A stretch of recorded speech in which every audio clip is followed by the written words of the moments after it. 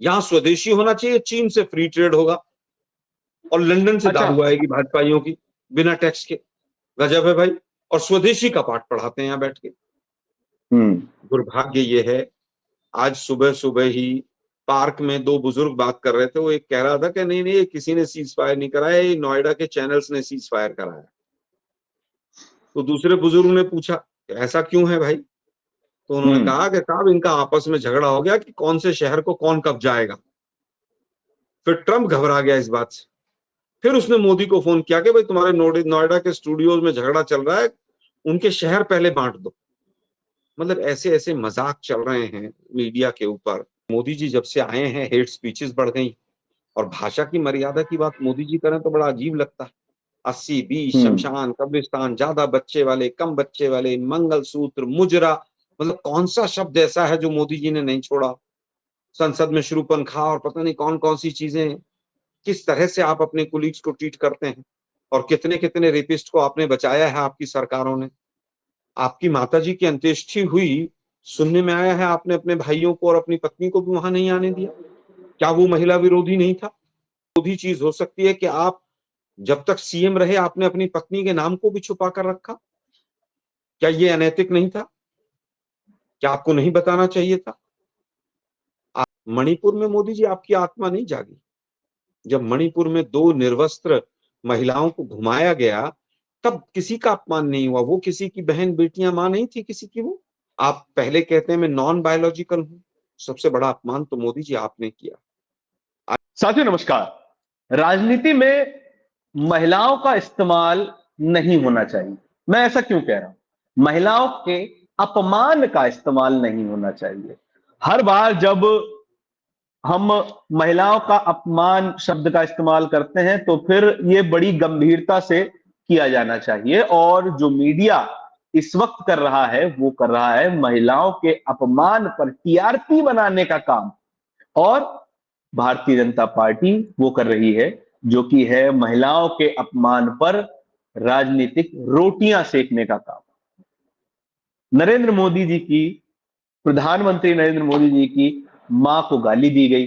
बड़ी शर्मनाक बात है, इसकी भत्सना होनी चाहिए जो कि हर पार्टी कर भी रही है, लेकिन इस पर राजनीति करना बड़ी ही छिछली राजनीति नजर आती है। इसी विषय पर चर्चा करने के लिए हमारे साथ कांग्रेस पार्टी के राष्ट्रीय प्रवक्ता आलोक शर्मा जी मौजूद हैं। आलोक जी, बहुत बहुत स्वागत है आपका। धन्यवाद। आलोक जी, पहला सवाल तो यही है कि आपकी रैली में एक व्यक्ति आता है, सभा खत्म होने के बाद नरेंद्र मोदी की मां के बारे में कुछ घटिया बातें कहता है और मुद्दा वहीं से शुरू हो जाता है कि क्योंकि वो आपकी रैली में घटना हुई तो इसकी नैतिक जिम्मेदारी आपकी पार्टी और आपके सहयोगी दलों के नेताओं को लेनी चाहिए। आपके इस पे क्या विचार है? देखिए मुझे लगता है कि वहां के एसपी ने, पुलिस ने पूरी तरह से क्लियर कर दिया है कि उस व्यक्ति का ना तो संबंध कभी भी कांग्रेस से रहा है ना आरजेडी से रहा है। हमारा किसी भी रूप में उससे कोई संबंध नहीं रहा है। और ये हम्म। तुरंत एसपी ने किया तो हम एसपी का धन्यवाद करना चाहते हैं। लेकिन दुर्भाग्य ये है कि जिस तरह से आपने भी कहा कि गाली दी गई, सबने उसकी निंदा की, हम भी भर्त्सना करते हैं। देश के प्रधानमंत्री को कोई गाली नहीं दी जानी चाहिए। और उनके मां को लेकर कोई गाली नहीं दी गई, उनको गाली दी गई। लेकिन चाहे प्रधानमंत्री को दी गई हो, चाहे उनकी माताजी का शब्द बीच में आया हो, पूरी तरह से निंदनीय। लेकिन ये जो गाली गलौज की भाषा का विषय है, ये तो मैक्सिमम मोदी जी ने शुरू किया है। मोदी जी ने किसी की मां को, बहन को, किसी को नहीं छोड़ा है। क्या क्या शब्दावली इस्तेमाल की गई थी अभी दिल्ली के चुनाव में प्रियंका जी के लिए, कि कालका जी के रोड कैसे बनवा देंगे। इन्हीं के सांसद थे। संसद में खड़े होकर उस सांसद ने कौन कौन सी गालियां दी थी एक अपने सहयोगी सांसद को। और मोदी जी हम्म। स्वयं जर्सी गाय, फलाना ढिकड़ा, 50 करोड़ की गर्लफ्रेंड और पता नहीं क्या क्या कहा है मोदी जी ने। मोदी जी को भी याद नहीं होगा और मैं रिपीट भी नहीं करना चाहता। लेकिन उससे भी दुर्भाग्यपूर्ण बात यह है कि इस चीज को आप राजनीतिक गलियारों में घसीटना चाहते हैं। हम्म। मोदी जी अपनी मां को या उनकी लज्जा को तो सभी लोग बचाना चाहते हैं। क्या आपको नहीं हम्म। लगता? क्या आपने इस मुद्दे को उछाल कर, आप पहले कहते हैं मैं नॉन बायोलॉजिकल हूं। सबसे बड़ा अपमान तो मोदी जी आपने किया। आज महिला मोर्चा आपकी जाग रही है। मणिपुर में मोदी जी आपकी आत्मा नहीं जागी। जब मणिपुर में 2 निर्वस्त्र महिलाओं को घुमाया गया, तब किसी का अपमान नहीं हुआ। वो किसी की बहन बेटियां मां नहीं थी किसी की। वो मतलब आपकी मां तो मां है और राहुल गांधी की मां मां नहीं है। आपके प्रवक्ताओं ने, हमारे प्रवक्ता को क्या शब्द इस्तेमाल किया उनकी मां के लिए, आज भी वो प्रवक्ता टीवी चैनल्स पर बैठता है। तो एक तो नैतिक आधार पर बीजेपी ने महिलाओं से संबंधित कोई भी बात कहने का अपना नैतिक अधिकार खो दिया है। अब बात आती है कि मोदी जी, बिहार में आप 5-6 दिन बाद कल इंडिया लौटे हैं, आप चीन भी रहे, जापान भी रहे, तब आपको याद नहीं आया? यहां आते ही आपने वो राजनीति का स्तर अपना गिराना शुरू कर दिया। लेकिन देश की जनता, धारण जी, समझ चुकी है। खेल ये नहीं कि बटेंगे तो कटेंगे का नारा दीजिए, सारा दिमाग मीडिया का, गोदी मीडिया का उसकी तरफ चला जाएगा, रोज डिबेट्स हम कर लेंगे और इलेक्शन कमीशन वोट चोरी करके बीजेपी को जिता देगा। ये होता आ रहा है। आप पुलवामा कराइए, पुलवामा वाला देखिए क्या हुआ। पुलवामा पूरी तरह से इंटेलिजेंस फेलियर था। वो 350 केजी आरडीएक्स कहां से आया आज तक नहीं पता चला। वो गाड़ी किसकी थी आज तक नहीं पता चला। लेकिन उसकी वजह से भाइयों बहनों मित्रों, पहला वोट मुझे दे दो। कल आप आए, आपने संबोधित किया देश को पटका डाल के। क्या आपको मणिपुर के ऊपर एक बार संबोधित नहीं करना चाहिए था? क्या मुजफ्फरपुर की जो बच्ची जिसके ऊपर रेप हुआ, दलित बच्ची, और वो पटना तक नहीं पहुंच पाई, क्या उसके ऊपर आपको खेद नहीं जताना चाहिए था? आपके प्रदेश के अध्यक्ष हिमाचल के सतीश जी, उन्होंने क्या शब्द इस्तेमाल किए थे? सेम वही गाली शब्द इस्तेमाल की थी उन्होंने। क्या उनको आपने रोका? आपने पारितोषिक किया, उनको टिकट दिया, वो जीते। आपकी पार्टी में तो महिला विरोधी बयान देने वाले भरे पड़े हैं। मोहन भागवत जी ने कहा कि महिलाओं को 3 बच्चे पैदा करने चाहिए। इससे बड़ा महिला विरोधी कोई बयान हो सकता है? इससे बड़ा कोई महिला विरोधी चीज हो सकती है कि आप जब तक सीएम रहे आपने अपनी पत्नी के नाम को भी छुपा कर रखा? क्या ये अनैतिक नहीं था? क्या आपको नहीं बताना चाहिए था? आपकी माताजी की अंत्येष्टि हुई, सुनने में आया है आपने अपने भाइयों को और अपनी पत्नी को भी वहां नहीं आने दिया। क्या वो महिला विरोधी नहीं था? मैं उन पर्सनल चीजों में जाना भी नहीं चाहता। लेकिन दुर्भाग्य ये है कि एनसीआरबी के आंकड़े, मोदी जी कभी पढ़ लीजिए आप। दिल्ली देश की राजधानी है, 6 रेप पर डे हो रहे हैं। किसकी पुलिस है यहाँ पर? अभी एनसीआरबी के आंकड़े एक हफ्ते पहले ही आए थे धारण जी, कि कौन कौन से शहरों में महिलाएं कितनी सेफ हैं। सबसे जो टॉप पर थे वो पटना और दिल्ली थे। क्या वहां पर आपका खून नहीं खोला? तब बिहार बंद नहीं बुलाया आपने? हाँ, 10 में से 8 सिटीज ऐसी हैं जो बीजेपी शासित राज्यों में। क्या हुआ उसका? लेकिन आपको केवल और केवल हल्के राजनीति करनी है, आपको सिंपैथी लेनी है, आपको विक्टिम कार्ड खेलना है, आपको माताजी के पीछे जाकर छिपना है। अरे भाई, माताजी सबकी है, सब सम्मान करते हैं, मां बहुत बड़ा शब्द। लेकिन मोदी जी, जब आपने कहा था कांग्रेस की विधवा, विधवा शब्द बहुत मार्मिक है। आप देश के प्रधानमंत्री हैं। आप अगर इस तरह के शब्दों का इस्तेमाल करते हैं तो एक असामाजिक तत्व अगर करके चला गया, तो क्या उसकी तुलना हम देश के प्रधानमंत्री से करें? आप तो इतने बड़े पद पर बैठे हैं। अगर आप अपने आप को इतना असहाय महसूस कर रहे हैं कि आपको संबोधन में ये बात आकर बतानी पड़ती है, तो बहुत कमजोर हो गए मोदी जी आप सर। आपके तो एक इशारे पर वो जेल के अंदर जा सकता था, वो जेल के अंदर चला गया। हम कह रहे कानून से भी आगे बढ़कर कोई नया कानून बनाइए और सख्त से सख्त सजा दीजिए उसको। लेकिन आप दुर्भाग्यपूर्ण तरीके से वोट मांगने चले गए। क्यों? क्योंकि आपको चीन से ध्यान भटकाना है, आपको एसआईआर से ध्यान भटकाना है, आपको हथकड़ियां बेड़ियां लगकर जो हमारे नौजवान साथी अमेरिका से आए उससे ध्यान भटकाना है, 50% टैरिफ से ध्यान भटकाना है, डॉलर लगातार गिरता चला है और रुपया डॉलर की तुलना में लगातार गिरता चला जा रहा है, उससे ध्यान भटकाना है, बेरोजगारी महंगाई से ध्यान भटकाना है। मोदी जी, उत्तराखंड, हिमाचल और पंजाब में बाढ़ की हालत भयावह है, उस पर भी एक संबोधन कर दीजिए आप कि आप क्या कर रहे हैं उसके अंदर। एक प्रेस कॉन्फ्रेंस तो 11 साल में आपसे हुई नहीं। तो ये रोने धोने वाले जो आप जिस तरह से विक्टिम कार्ड खेलते हैं, अब नहीं चलेगा। जनता समझ चुकी। लेकिन आलोक जी, आपकी पार्टी लगातार इस बारे में बात करती है कि नरेंद्र मोदी ने कितनी बार सोनिया जी के बारे में, प्रियंका जी के बारे में कितनी अभद्र बातें कही हैं। अब आप उस तरीके का प्रेशर क्यों नहीं बना पाए कि आपको भी जो है भाषा की मर्यादा का ध्यान रखना पड़ेगा, प्रधानमंत्री को भी भाषा की मर्यादा का ध्यान रखना चाहिए, आप ऐसा प्रेशर क्यों नहीं बना पाए? देखिए, तो एडीआर की जो रिपोर्ट है वो स्पष्ट तौर पर कहती है कि मोदी जी जब से आए हैं हेट स्पीचेस बढ़ गई। और भाषा की मर्यादा की बात मोदी जी करें तो बड़ा अजीब लगता है। 80-20 हम्म। शमशान, कब्रिस्तान, ज्यादा बच्चे वाले, कम बच्चे वाले, मंगलसूत्र, मुजरा, मतलब कौन सा शब्द ऐसा है जो मोदी जी ने नहीं छोड़ा। संसद में शूरपणखा और पता नहीं कौन कौन सी चीजें हैं। किस तरह से आप अपने कुलीग्स को ट्रीट करते हैं और कितने कितने रेपिस्ट को आपने बचाया है आपकी सरकारों ने। किस तरह से बिल्किस बानो के रेपिस्टों को मालाएं पहनाई है बीजेपी ने। तो मुझे लगता है कि आज ये तो विषय करें ही ना, मूल मुद्दे से भटकाने का काम बीजेपी कर रही है। लेकिन जनता नहीं भटकेगी। जिस तरह से राहुल गांधी जी की और तेजस्वी जी की जो वोट चोर यात्रा, किस तरह से वोट चोरी हो रही है, उसकी जागरूकता के लिए यात्रा निकली, बीजेपी फड़फड़ा रही है, घबरा गई है। बीजेपी के पैरों के नीचे से जमीन निकल गई। नहीं, क्या आप नरेंद्र मोदी को या उनकी पार्टी के कई नेताओं को कॉल आउट नहीं करना चाहेंगे कि आप साउथ के एक बीजेपी के लीडर हैं टी राजा सिंह, जो खुले में मां बहन की गालियां देते हैं, आप उनको कॉल आउट नहीं करना चाहेंगे उनकी घटिया भाषा को लेकर? बिधूड़ी हैं, सांसद हैं बीजेपी के, जो सह सांसद को गंदी गंदी गालियां देते हैं, आप उनको कॉल आउट नहीं करेंगे कि वो एक छोटी बात को कॉल आउट कर रहे हैं, आप उनके नेताओं को कॉल आउट नहीं करेंगे क्या? नहीं, हम बिल्कुल कर रहे हैं। लेकिन हमारी ये संस्कृति नहीं है कि हम किसी ने गाली किसी को दी तो उसको उछालें। एक हम्म। कहावत है ना, कमीज को आगे से फाड़िए या पीछे से। शरीर तो मेरा ही कट रहा है ना, मेरा ही नंगा हो रहा है, एक्सपोज तो हम्म। मैं ही हो रहा हूँ। तो मोदी जी को इतनी सी भी बात समझ नहीं आ रही। आप अपनी माँ को, जिनका देहांत हुए समय हो गया, आप उनको भी राजनीति में हम्म। घसीटता है। मतलब वोट आपके लिए इतनी कीमती हो गई। टी राजा की बात आप करते हैं तो टी राजा का तो भाषण ही 20 गालियां 50 गालियां एक भाषण में होती। आज वो शायद बीजेपी से भी 2 बार 3 बार निष्कासित भी हुए, आज बीजेपी भी छोड़ गए। लेकिन उन्होंने बीजेपी का असली चेहरा वही है बीजेपी का।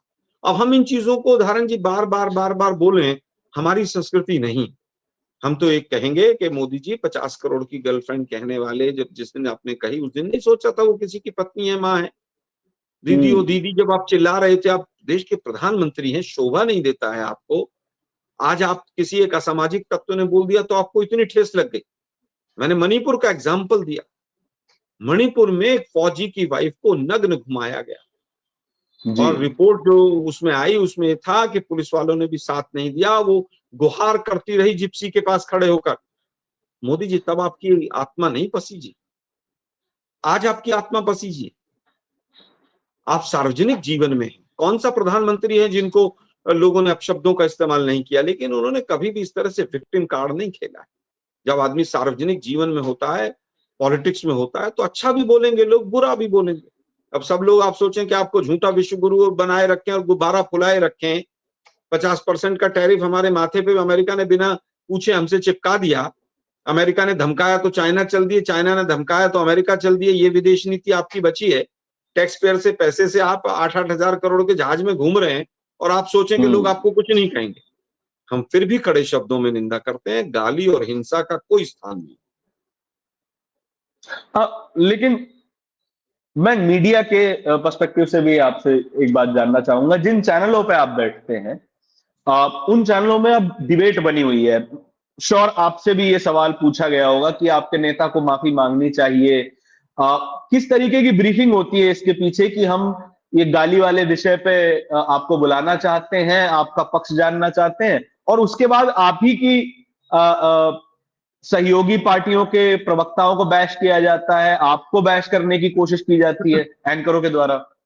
देखिए, मुझे लगता है कि कल मोदी जी ने अगर कोई स्टेटमेंट दिया तो बीजेपी की पूरी ताकत लगी मीडिया को किस तरह से काबू किया जाए। हर हम्म। चैनल पे हर डिबेट में यही शो चलना चाहिए। हर जगह हम्म। हेडलाइंस यही चलनी चाहिए। ये पूरी तरह से बीजेपी ने स्क्रिप्ट लिख के इस काम को किया। गोदी मीडिया में 8-10 एंकर्स ऐसे हैं जो बीजेपी से भी आगे निकल जाते हैं। मतलब वो बिल्कुल एक निर्लज्जता की भी सारी सीमाएं लांघ जाते हैं वो। और उनमें कई हम्म। महिलाएं भी। उनको भी लज्जा नहीं आती है कि वे आप कर क्या रहे हो। आप देश के साथ क्या गद्दारी कर रहे हैं? मतलब देश के साथ ये गद्दारी है। जो गोदी मीडिया करता है वो मेन जो मुद्दे हैं उनसे भटकाने का काम करते हैं। महंगाई है, बेरोजगारी है, जो बाढ़ के हालात हैं, आज जो तमाम समस्याएं हैं, उससे कैसे ध्यान भटकाया जाए उसमें बीजेपी का साथ देता है एक मीडिया का बहुत बड़ा वर्ग। ये दुर्भाग्यपूर्ण। आप देखिए मतलब चाटुकारिता की पराकाष्ठा देखिए। ट्रंप कह रहा है, 40 बार कह चुका कि सीज फायर मैंने करा है। गोदी मीडिया में कई चैनल्स, कई एंकर्स ऐसे थे जिन्होंने कई शहर पाकिस्तान के कब्जा कर करके यहाँ नोएडा में बांध के डाल लिए थे अपने जी। स्टूडियो में। मोदी नामा पढ़ते पढ़ते मतलब मोदी जी की इमेज को बनाने के चक्कर में वो सारी सीमाएं लांघ गए। दुर्भाग्य ये है, आज सुबह सुबह ही पार्क में दो बुजुर्ग बात कर रहे थे। वो एक कह रहा था कि नहीं नहीं ये किसी ने सीज फायर नहीं कराया, ये नोएडा के चैनल्स ने सीज फायर कराया। तो दूसरे बुजुर्ग ने पूछा ऐसा क्यों है भाई? तो उन्होंने कहा कि साहब इनका आपस में झगड़ा हो गया कि कौन से शहर को कौन कब्जाएगा।